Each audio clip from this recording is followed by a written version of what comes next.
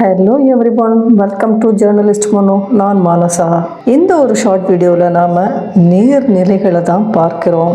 வானம், காற்று, நெருப்பு, நீர் மற்றும் நிலம் என்ற பஞ்சபூதங்கள் அடங்கியது தான் இந்த உலகம்.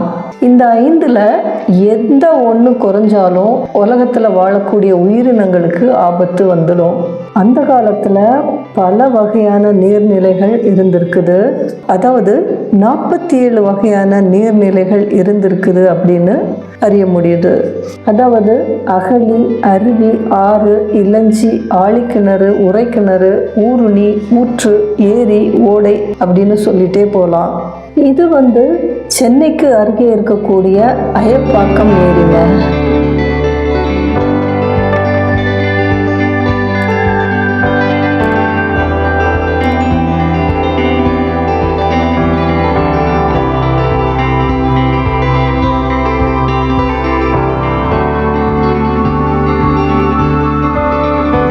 இது ஒரு குளம்.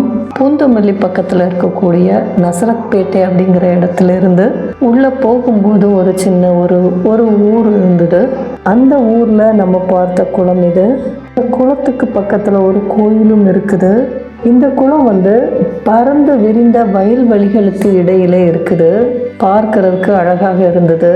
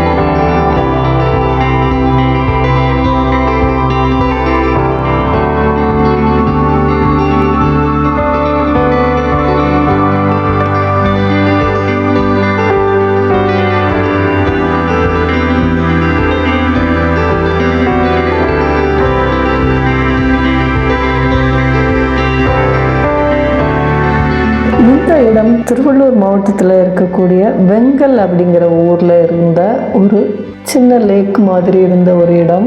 நிறைய அல்லி பூக்கள் எல்லாம் பூத்து இருந்தது. பார்க்கறதுக்கு அழகாக இருந்தது. பொதுவாக நீர்நிலைகளை தூர்வாரி பாதுகாத்து வச்சிருந்தா அந்த சுற்று வட்டார மக்களுக்கு பெரிதும் பயன்படும். நீரின்றி அமையாது உலகு அப்படின்னு சொல்லுவாங்க. அதுபோல் தாயை பழித்தாலும் தண்ணீரை பழிக்காதே அப்படின்லாம் முன்னோரால் சொல்லப்பட்டு வந்திருக்குது. தண்ணீர் ஒரு திரவ தங்கமாக இருக்குது. அப்படிப்பட்ட தண்ணீரை பாதுகாக்கிறதுக்கு நம்ம நீர்நிலைகளையும் நாம் பாதுகாக்கணும்.